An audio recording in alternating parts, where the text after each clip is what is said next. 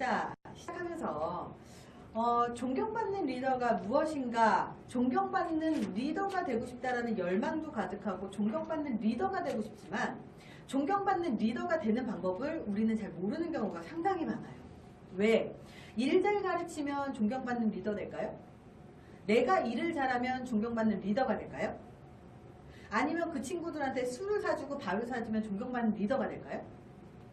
부하 직원하고 잘 지내는 방법이 단순히 일을 잘 가르쳐주고 일을 잘 성장시켜주고 아니면 이 직원이 일을 잘하게끔 하고 성과를 내게끔 하고 아니면 술을 잘 마시게 술 사주어가면서 정말 좋은 관계를 유지하는 게 정말 존경받는 리더가 될까요? 아니요.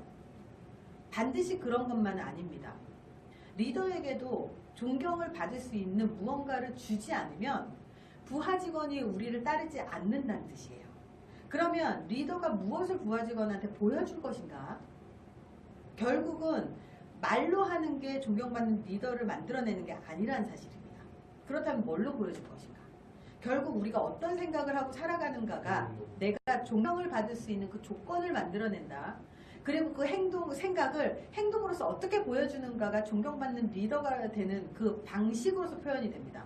그래서 어떻게 존경받을 것인가에 대해서 가치관의 측면에서 먼저 이야기를 좀 나눠보도록 하겠습니다. 시작하면서 오늘 조직을 다스리는 거, 가정을 다스리는 게 똑같다라고 얘기했어요. 그래서 그런 입장에서 사례를 들게 됐을 때 가정을 어떻게 하면 아이들을 잘 케어할 것인가에 대한 측면에서 설명을 많이 해드릴 거예요. 그래서 육아의 측면에서도 아마 팁을 많이 얻어가실 거지만 그런 가운데서 아이를 키우는 것과 조직의 부하들을 가르치고 키워내는 것, 관리하는 것이 동일하다는 사실을 알고 이 강의를 들어주시면 훨씬 더 도움이 많이 될 거라고 생각을 합니다. 자, 시작하면서 제가 그림 하나를 보여드리려고 합니다. 이게 뭘까요? 뭐예요? 로또. 네, 로또입니다. 자, 로또가 몇 등짜리 로또인지 혹시 보이시나요? 여기 가운데 보면 비자동으로 해서 둘, 셋, 넷, 다 6개가 동그라미가 다 쳐져 있어요. 몇 등짜리 로또예요? 1등짜리 로또입니다. 1등짜리. 자, 이 1등짜리 로또를 지금 처음 보셨나? 그렇다면 이왕 로또 본 김에 떡 본 김에 제사 지낸다고 이왕이면 로또 본 김에 즐거운 상상 한번 해보도록 하겠습니다. 자, 즐거운 상상. 이 로또가 내 거라면 얼마짜리였으면 좋겠습니까? 얼마짜리였으면 좋겠어요?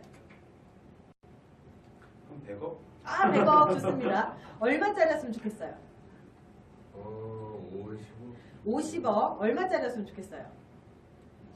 80억. 80억 좋습니다. 지금 50억에서 100억 사이가 나왔어요. 자, 되게 재밌는 현상이에요. 얼마면 좋겠습니까? 라고 물어봤을 때 50억에서 100억 나왔어요. 자, 그러면 다른 말로 물어볼게요.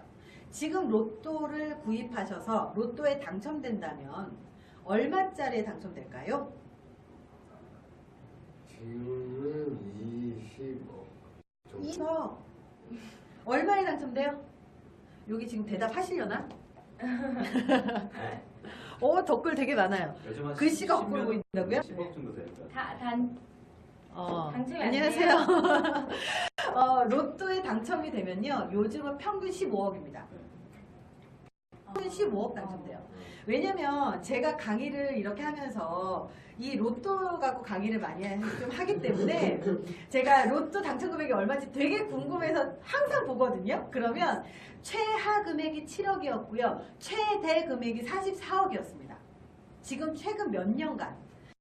그러면 우리가 평균적으로 얼마 당첨되느냐? 15억 정도라고 생각하시면 돼요. 근데 이 15억, 우리가 진짜로 이 로또에 당첨된다고 생각하면 15억이 당첨된다고 머릿속에 떠올라야 정상이죠?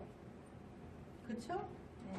근데 왜 우리는 15억이 아니라 10억이 아니라 50억, 80억, 100억이 머릿속에 떠오르는 걸까요? 왜 그럴까요? 기대심이 나의 기대심. 어떤 기대심이? 여기에 대답하시는 분 계실 거야? 될것 같아요. 황병우님은 20억 얘기하셨습니다, 지금. 네. 뭐에 대한 기대심이냐? 보상에 대한. 보상? 보상. 사람들은요, 왜 머릿속에 떠오르는 것들이 왜 머릿속에 들어와 있는지조차 모르는 상태로 살아갑니다.